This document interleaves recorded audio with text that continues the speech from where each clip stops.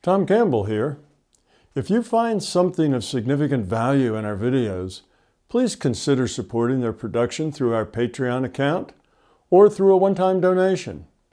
The links are in the description below. Thank you and enjoy the video.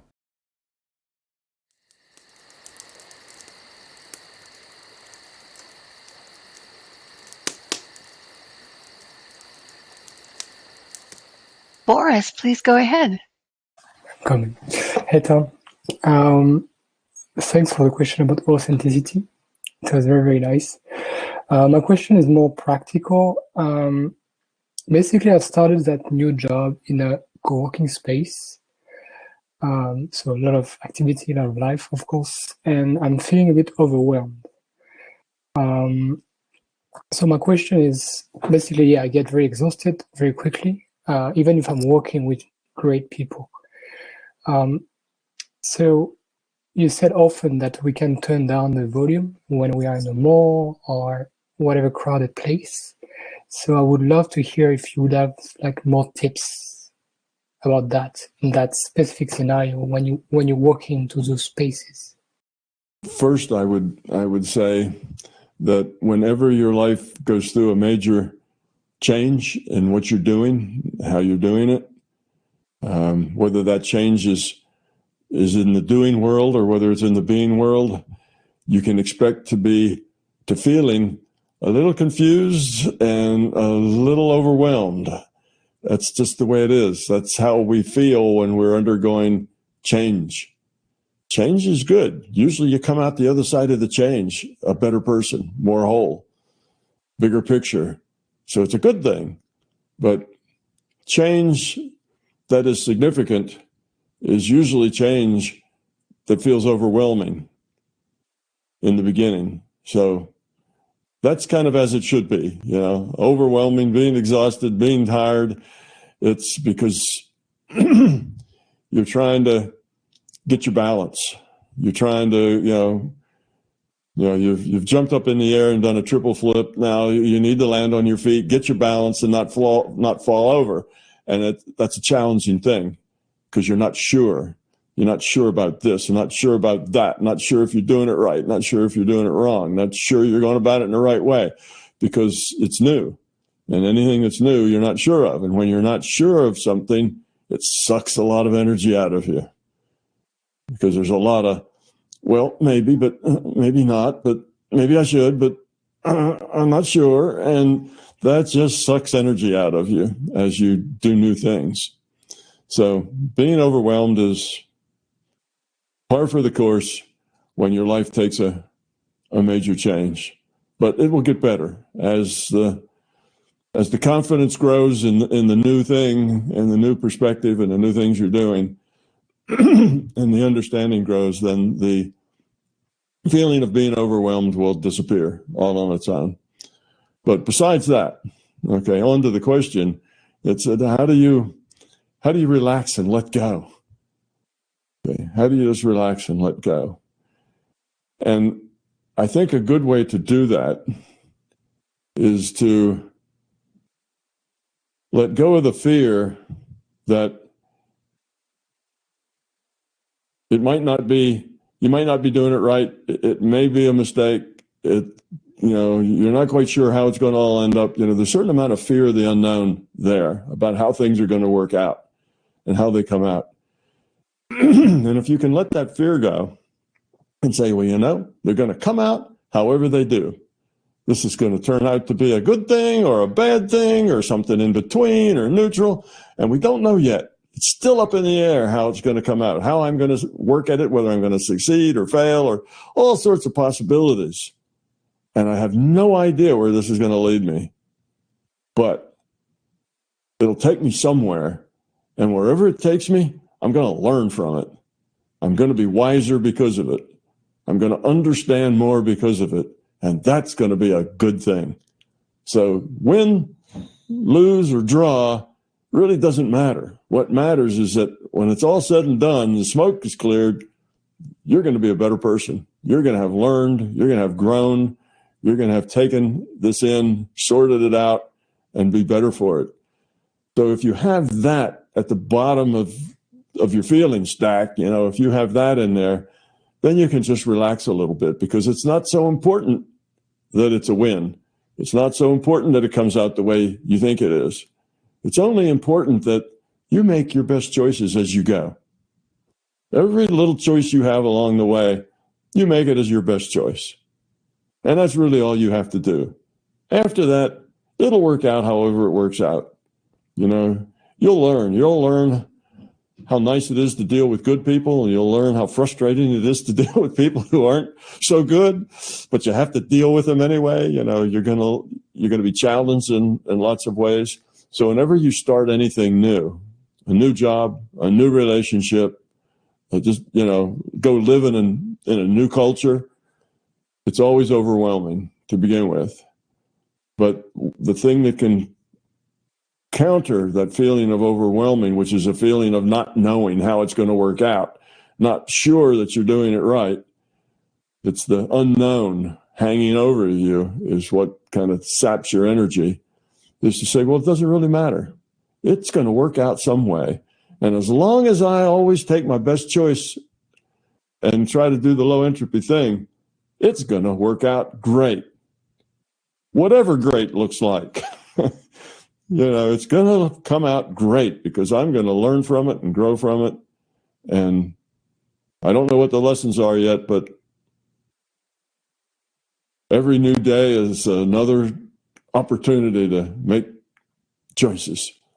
And it's all going to, so with that idea that it can't turn out badly. It really can't turn out badly. Even the whole thing blows up and turns out to be totally different than what you thought, it's still not bad. You'll learn from it, and you'll be much better for it. So do your due diligence, learn what you have to learn, grow, become less self-centered, just do all the things that we talk about, keep working on all that stuff, and it can't help but be a tremendous success. And success is not measured in how much money you make or how many friends you have or how much beer you drink. Success is measured in how much you grow up.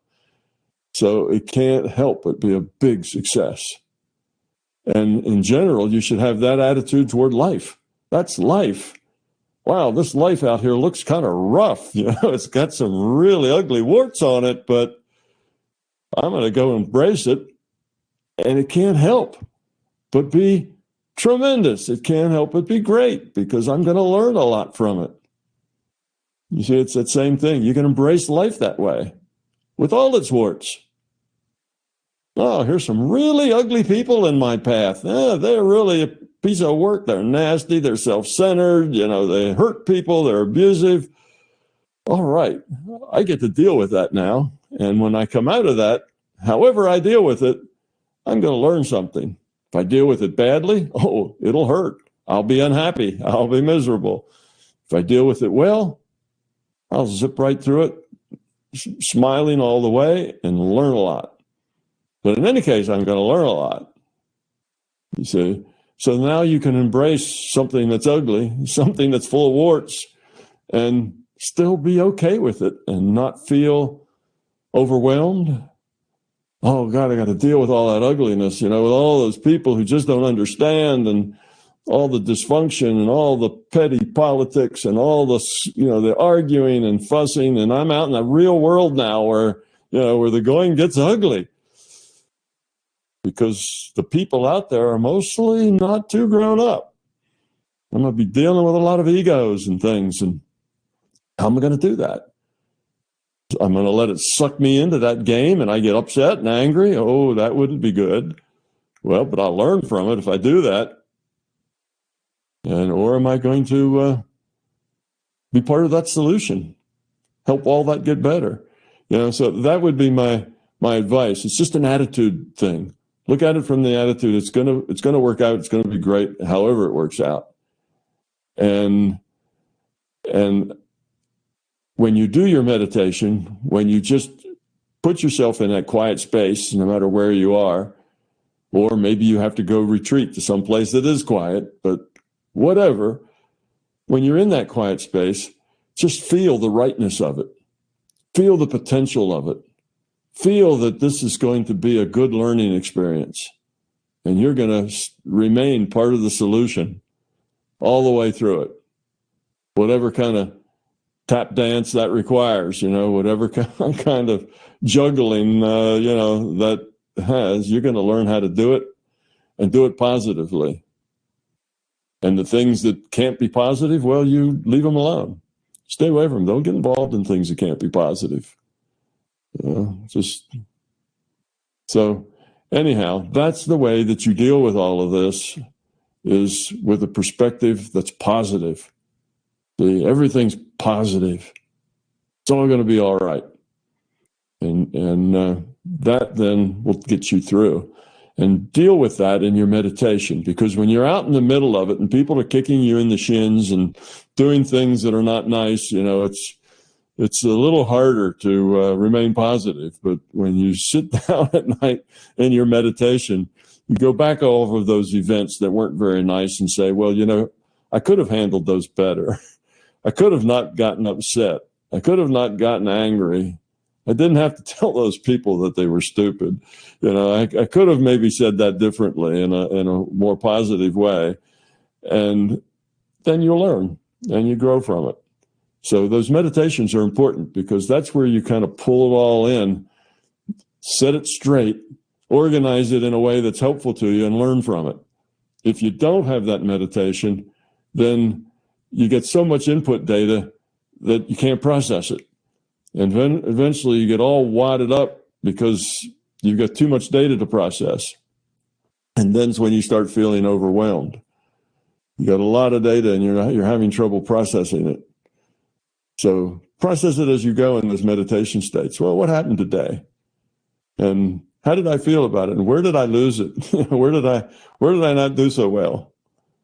Where was my attitude not quite right? And then you think about that and you try to fix it. And you go on.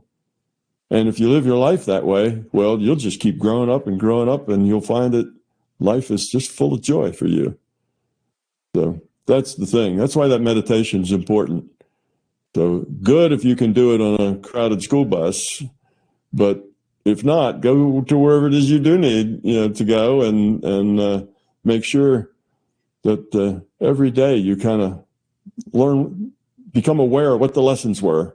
And how did you do in them? And how are you going to do better? That means life is just, you're in the classroom now. This is life. You're in the classroom of life. And you're taking your lesson seriously, and you're doing your homework. And that will make you happy all by itself. And then you won't feel so overwhelmed. People get overwhelmed when they let the data pile up. They go into it and they're doing this and all this stuff, and they get stuff happening. People are kicking them in the shins. This isn't going right. That isn't going right. You're misunderstood. And pretty soon it's this overwhelming mass of stuff that's hard to sort out. Well, know in the big picture, it'll all be okay. Pat yourself on the head and say, it's going to be all right. It'll be okay. And then do your regular meditations where you sort everything out at the end of the day and deal with it in a positive way. That will then optimize your lessons so you don't have to repeat the same lessons over and over and over and over again before you finally get them. You'll get them much more quickly if you meditate upon each day. And how did you get through that day? How could you have done it better? And what can you do to make that change? But feeling overwhelmed at a new situation, it takes a while before you get your balance, but it'll come. And meditation is a really important part of that balance. I also fell in a trap of meditation to feel good instead of process it, the data, because it is the exhaustion from too much process, just too much. Your audio is breaking up there. You were saying that it's a trap if your meditation is just used to feel better.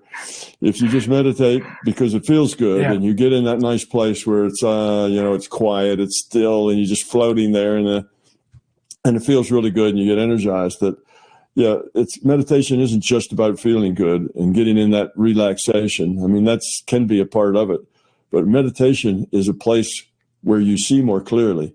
When you're in a point consciousness state, when you're in a good meditation state, your intellect is not in charge. You're basically connecting with your intuitive side. And that intuitive side is where most of your wisdom is, not in your intellect. So when you connect to that intuitive side, that's a good time to review and look and see how you're doing and think of things, because your intellect is sitting down and being quiet. Now, if you can jump into your intellect in that space, and there's your intellect, and it'll get right back into the picture of telling you what to do. But in a good meditation space, your intellect is set aside. You can jump back and forth, intellectual space, meditation space, intellectual space, intuitive space. And it's not a problem in your meditation to jump back and forth between those two, but you should know the difference between them. You should know when you're in the intellectual space and when you're in an intuitive space. And when you're in that intuitive space is when you do your review about what's going on and what you can do about it. Then you might want to jump back out into that intellectual space and come up with a plan, and then jump back into that intuitive space and see how you feel about that plan and how it might work, and go back and forth. But I've always seen meditation as a workroom, a working space. Oh, I'd like to just relax and chill out there. Yeah, that's fine, but it's not really my purpose when I meditate is not to chill out and relax. I do that with it, and I use it that way some, but actually, eventually, your whole life is kind of a chill place and relaxed, and you don't really need to go into meditation to get in that place because you live there.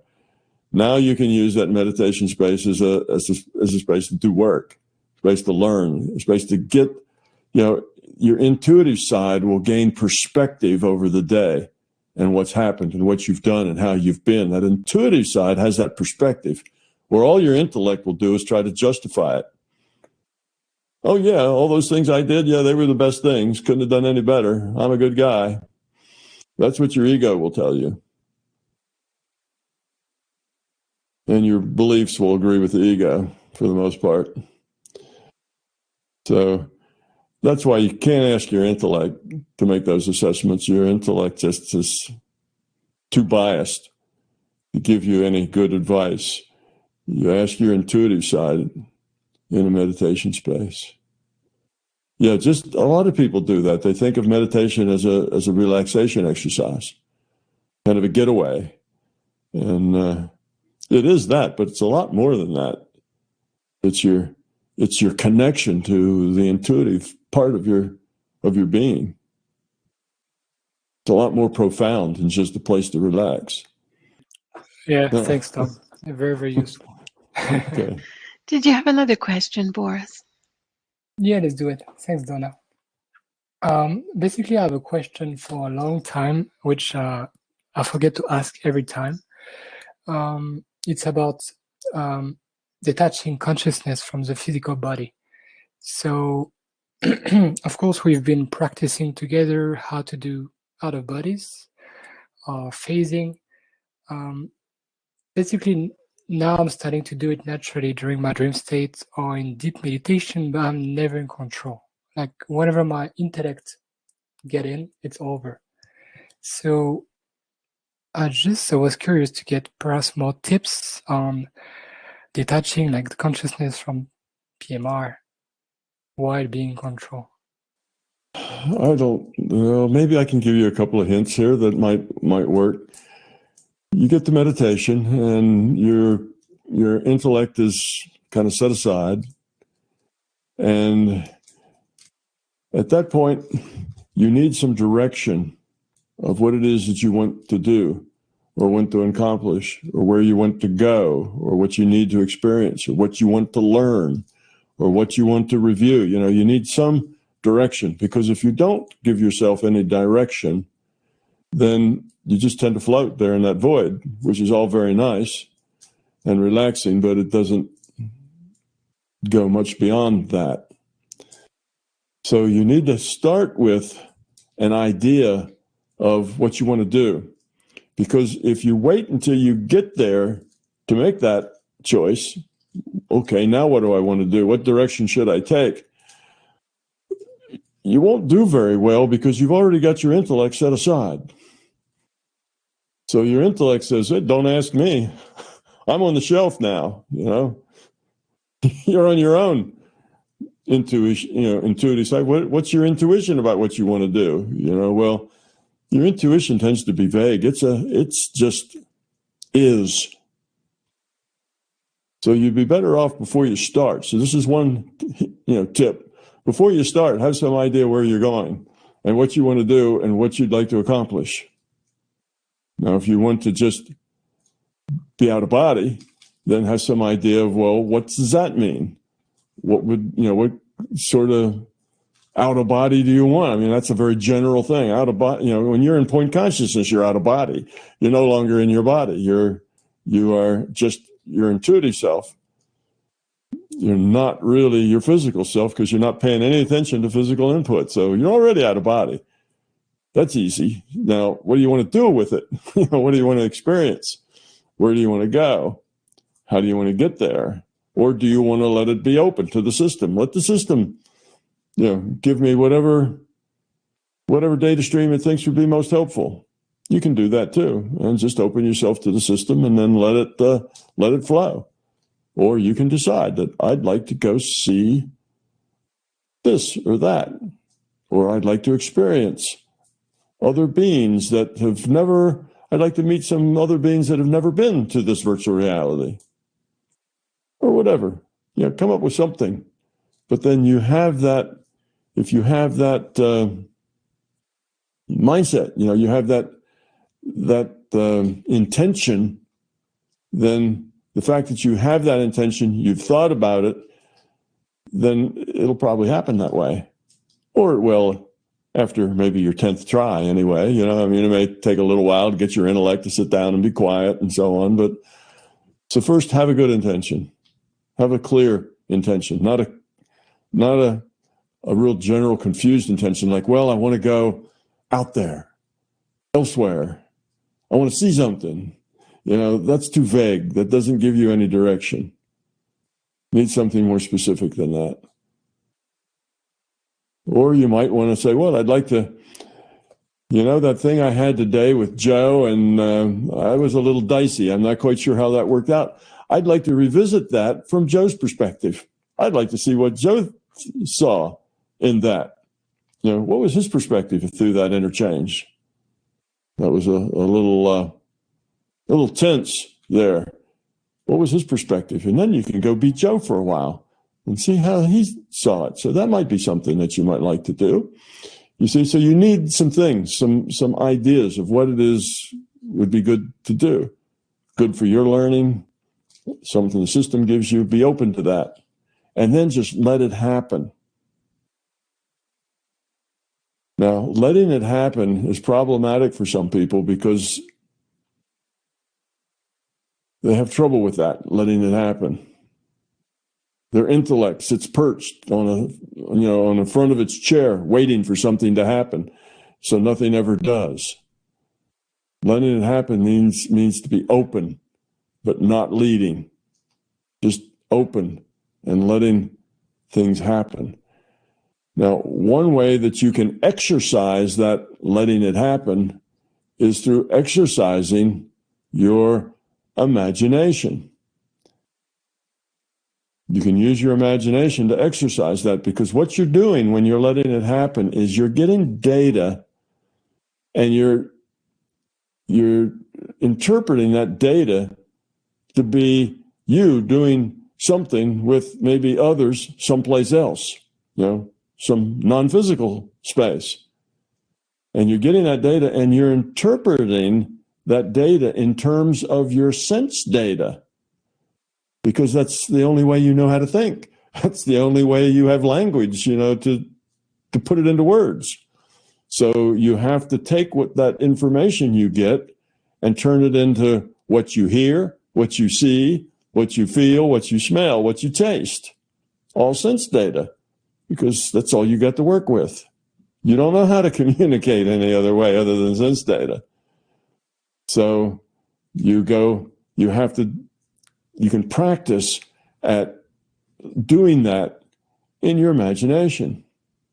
If in your imagination you practice hearing, smelling, seeing, feeling, tasting, and you practice that, that's helpful, because then that will make it easier for you to take the data you get and turn it into sense data that you can process into experience, because you can only process your sense data into experience. Otherwise, outside your sense data, experience is not defined. Okay. So it's feeling. It says you get feelings, perhaps, but even that has to be interpreted.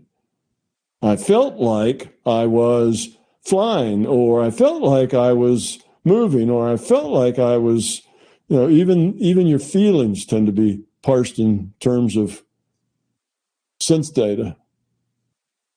Not always. You can just feel happy. That's not necessarily sense data. I felt very happy, and I felt very, I felt one. I felt one with all. Well, you can have feelings like that aren't really sense data, but you don't really. That's different than the kind of experience you want to have when you're doing out of body, right? You're going out of body to experience your being in other places, in other spaces, in other mental spaces.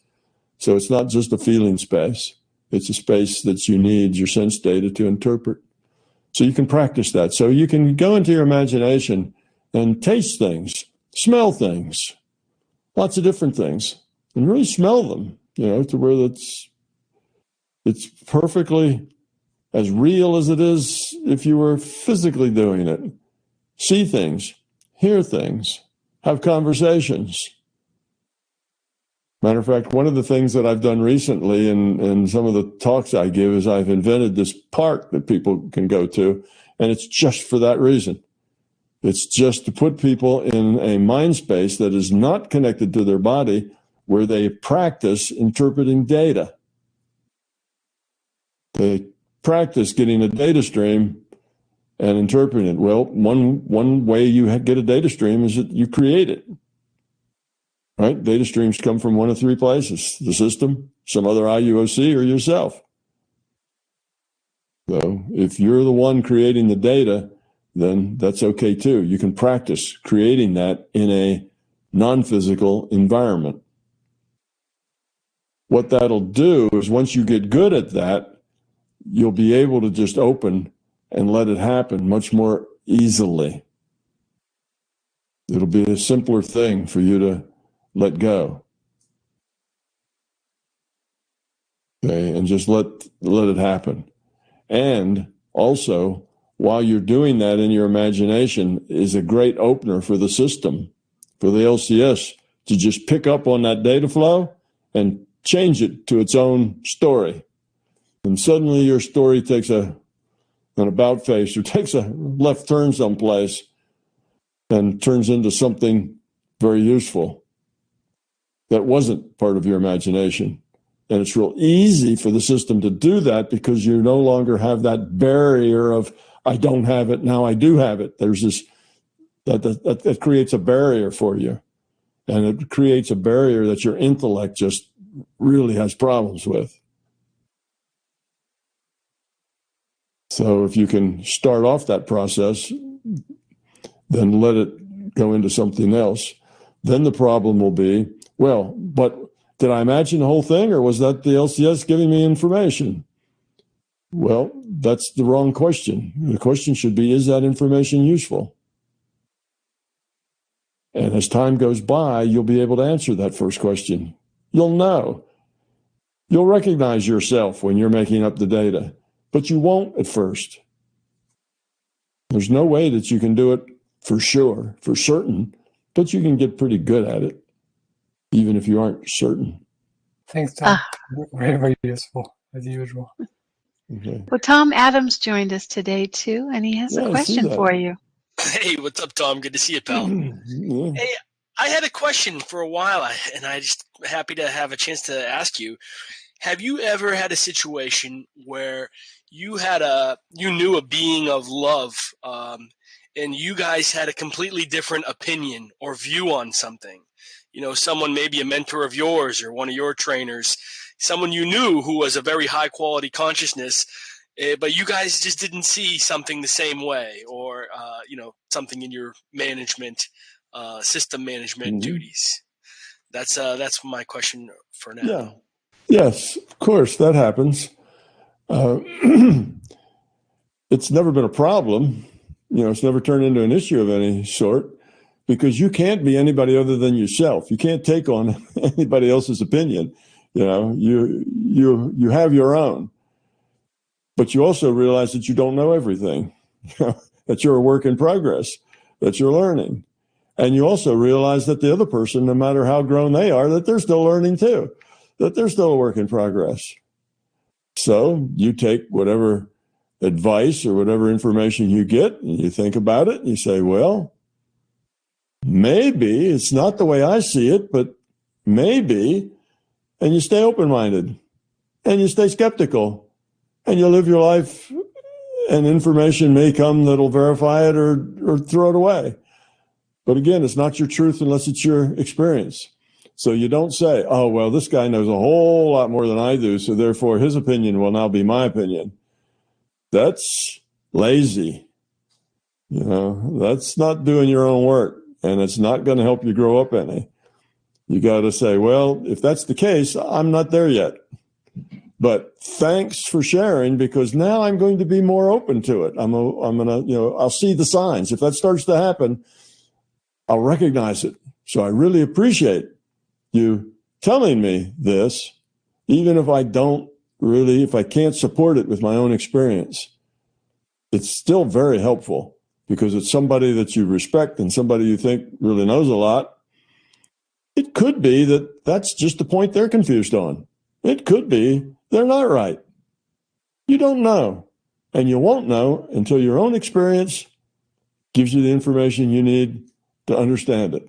So that's the way you approach it. You can't just take somebody else's opinion and make it a fact in your mind. It's just not like that. You have to have the experience or it's not your truth.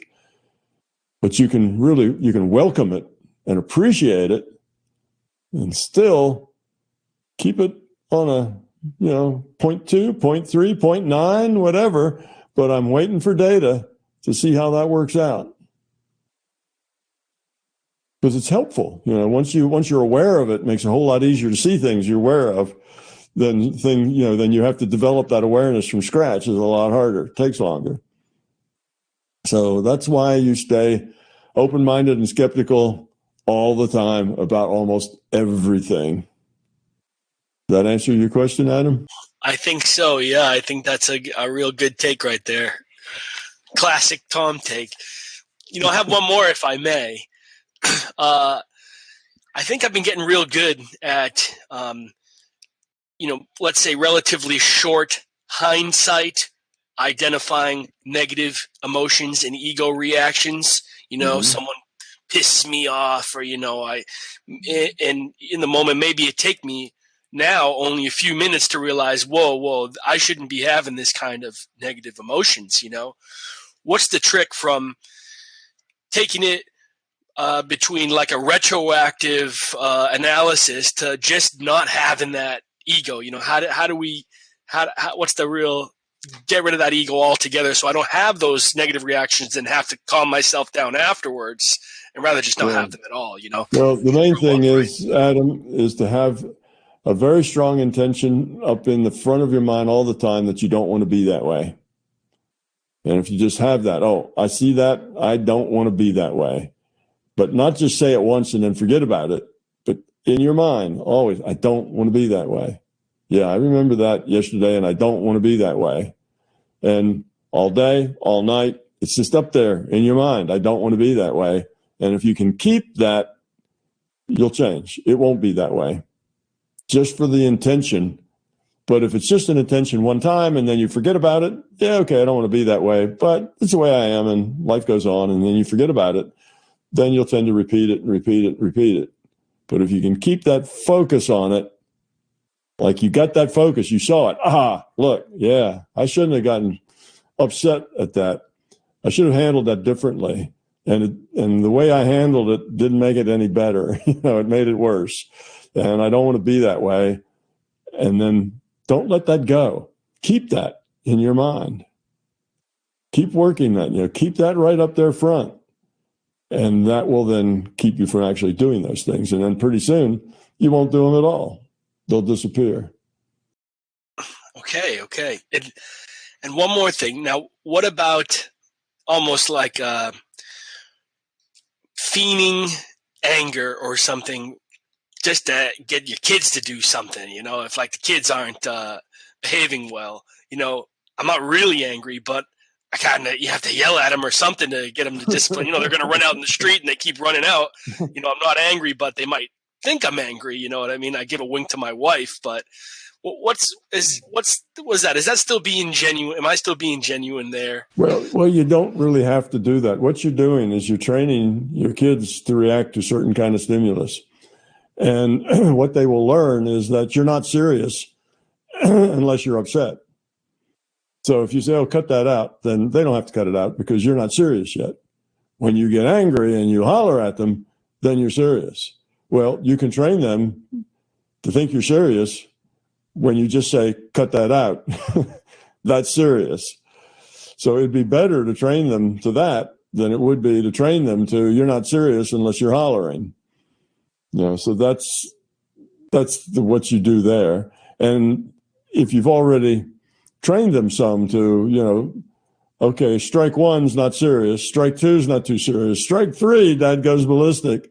If you train them to that, then they'll take advantage and they'll play to that. And they'll do it that purposely. They know that you don't like it. They'll do it anyway. And then they'll do it again because they get 2 strikes and they know that. So they'll play it right to the hilt every time because that's what you've trained them to, and that's what they'll do. And the thing is that they'll tend to take those lessons and they'll apply them to their life. And, they'll try to do the same thing when they're 50 and their boss tells them to do something. They'll say, I don't have to do it. I'll wait till he tells me the 3rd time.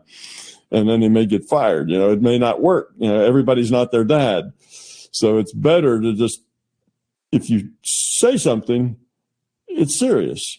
Now, you can say things in a laughing tone or a joking tone, and that's okay, but make sure it carries that joking tone, that you're not serious.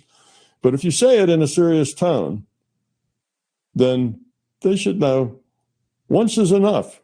You don't have to repeat yourself. It's not like on the 10th time he tells me, I better do it, because on the 11th time, I'm going to get a smack. But up until the 11th time, I'm good to go. I can just keep on going. That's not a good training. That's not the way to do it. They just, they'll learn. They'll learn. They need to do what you say or consequences come. Not 2 strikes, 3 strikes, 10 strikes, 20 strikes, but, consequences come. But you have to say it, and you say it with authority so they know you're not just having fun with them. So you'll get some tears in the beginning. It's unfair because it's not the way you used to be, but kids are pretty malleable. You can retrain them pretty easily. They train quickly. All right, they're still young enough, so I think I got some time. Thanks, Adam. Titi has one last question. She's been patiently waiting and very polite to allow everyone to go ahead. I know it's late there too in Sweden. Please go ahead. It's about separating in a gentle way. I have discovered some dependencies in my close relationships, and I would like to create more independent relationships with less attachments. So I think I have a lot to learn in this area, and I would like to open up for free and independent growth. How can you do this in a gentle way without messing up for the people you are separating from, sort of? Yeah. I'm also considering letting it be for now, since this is likely to take care of itself as we both grow up more. Well, you can just change your own behavior and then just let it work itself out over time. That's certainly the gentlest way, is to just modify your own behavior. Now, dependency comes in, three types. It's you're dependent on them. 2, they're dependent on you. And 3, you're both dependent on each other, mutual dependency. So each one you probably need to approach a little differently. They're all not exactly the same. And how you approach it just kind of depends. But in general, change the way you interact. So let's say a person depends on you. Well, they depend on you to maybe do certain things for them, maybe make choices for them, tell them, what to do or how to do it or when to do it, and you'd like them to be more independent. Well, in that case, what you need to do is give them more encouragement that they can do it on their own. When they say, oh, what's this? How should I do that? What's the answer to this question? You should help them make their own choice. Say, well, think about it this way, and give them some things, but don't tell them the answer. Don't give them the thing. Just help them put it in a perspective that it makes it easier for them to see it. And then let them think about it and say, well, you think about it. And if they say, oh, I don't want to think about it, I just want you to tell me what to do. Well, then you could say, well, I think you need to learn, you need to practice doing these things on your own. That may be something you could say or something you could imply, or just say, well, I got to go now. I'm busy. I got to go do this other thing. But, here's a hint. Here's the way to look at it. And then go off and do something else. So I don't know. It depends on the individual, depends on the person, depends on the dependency. But basically stop, if it's somebody else dependent on you, then stop playing that role. Stop telling them what to do and how to do it. And when you do that, you have to start letting them do it their own way, coming to their own conclusion. Because if they do it on their own and they come to a conclusion that's different than yours, and you turn around and correct them, oh no, that's not the right answer, you need to do it my way, then they're going to think, well, then there's no point in me trying to do it on my own because it's wrong unless it's her way. So I might as well find out what her way is and just do it that way to begin with. So if you're going to back out of that, you also have to let the person do it in their own way, even if that way is not the best way in your estimation, or not the most efficient way, or not even the right way. It's their way, and they have to then learn from their own experience. In other words, you can't give them your experience in lieu of their own experience. They need to develop their own experience. That's the problem with dependency, is that the one that's dependent doesn't get to develop their own experience base to where they can make their own choices. And often that's because somebody else has always jumped in and made those choices for them. Or somebody jumps in and tells them that the choices they made aren't the right choices. You say either one's a problem. So when you're going to have somebody make their own choices, you have to let them make their own choices. And if the choice isn't good, let them find that out. Now, you don't have to just leave them totally alone to crash and burn, but you can say, well, consider, have you considered this, this, and this? Or here's 5 choices I see that you could make. Here's the ups and downs of this one, the ups and downs of that one, the ups and downs of this one. And now go ahead, make your choice. That's, I've told you what I know about it, but you have to make the choice. That's another way that you can interact with people. I did that with my kids a whole lot. They'd want me to tell them what to do, or, they'd ask, is this a good thing to do, or is that a good thing to do? And basically I would say, well, I can see that you could do this 4 or 5 different ways. And here are the 4 or 5 different ways, and here's the upsides and downsides of each way. If you do it this way, you have these benefits. Oh, but you got these losses. You get these problems. And if you do it the next way, here's the benefits and here are the problems. And do that with every one of the ways, even though you know that way number 3 is really the right way to do it. You don't tell them that. You give you pick out a way that you think they like. What's their favorite? Give them the benefits and the downside, and the problems. Benefits, problems for all the different ways. And then let them go do it. And when they do it, let them get the lessons there, the consequences of doing that. But what you've given them is you've given them a heads up on what the problems are. And even though they may pretend like they're not listening to you at all, they are, and they're getting that. And they decide, well, here's the way I want to do it. I know that's not the way you think I should do it, but this is the way I would do it. All right, I'm going to do it that way. But they know what the downsides are and what the problems are with that way, and now they'll be looking for them. So you've given them information, and now they do that thing, and it's not a good way, but they just get partway down that wrong path, and they see those negative things starting to materialize, and they can back out before they get hurt. You see, so that way you're giving them advice in a way that does not tell them the answer.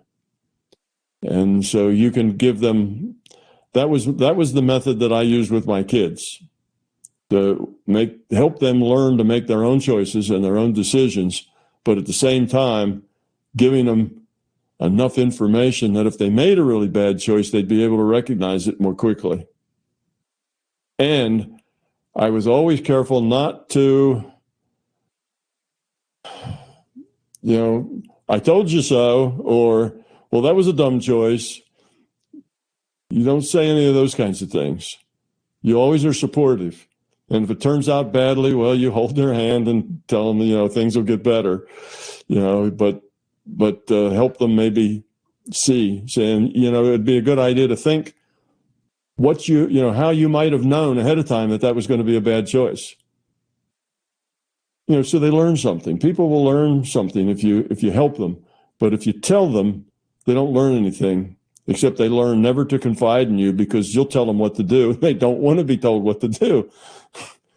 So then they just don't ever talk to you or confide in you, because otherwise you'll try to run their life with them. Give them your advice. And your advice, of course, they know is the right way, and anything else they do is going to be the wrong way.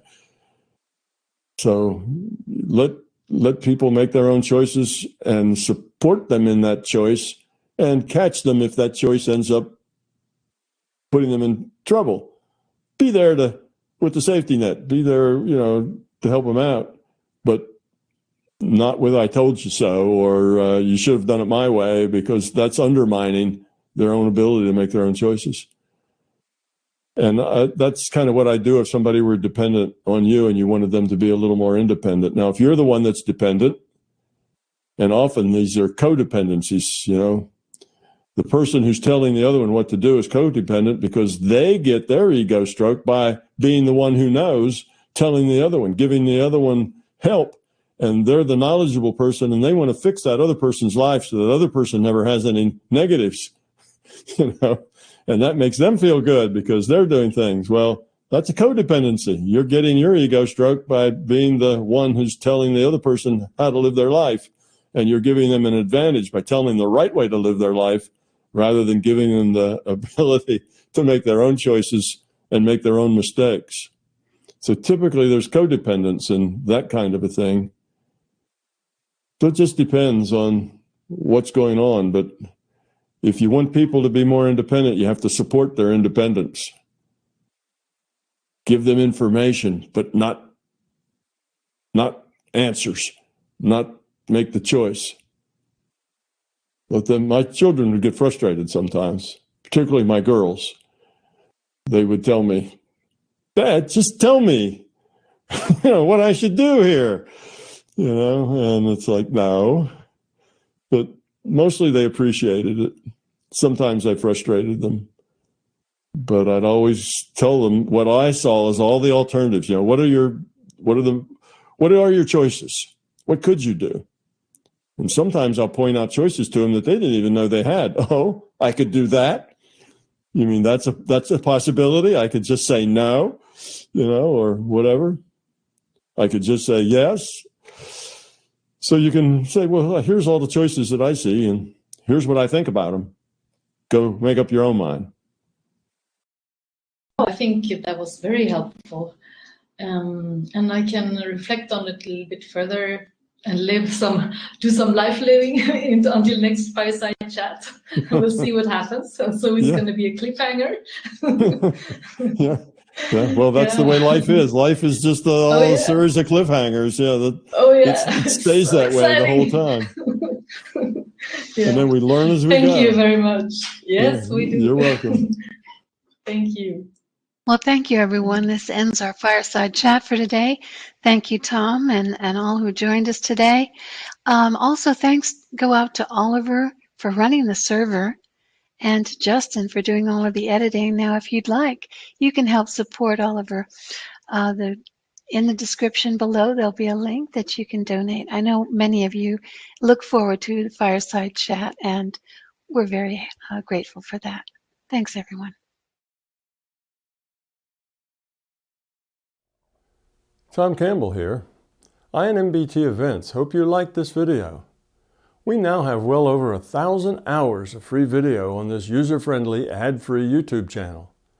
Though these videos are free to our viewers, they represent many thousands of hours in production and editing, and many thousands of dollars invested in video and audio equipment, along with the required computers and software to store and process the raw video into finished products. So far, all of this content has been funded directly out of our own pockets. Be assured, we will always continue to do what we can. It's our life, our purpose, a labor of love that we will continue to pursue as best we can. However, those pockets are not as deep as they used to be. Thus, we are now seeking to augment our resources with support from our viewers. If you find something of significant value in our videos, please consider supporting their production through our Patreon account or through a one-time donation. The links are in the description below. Thank you.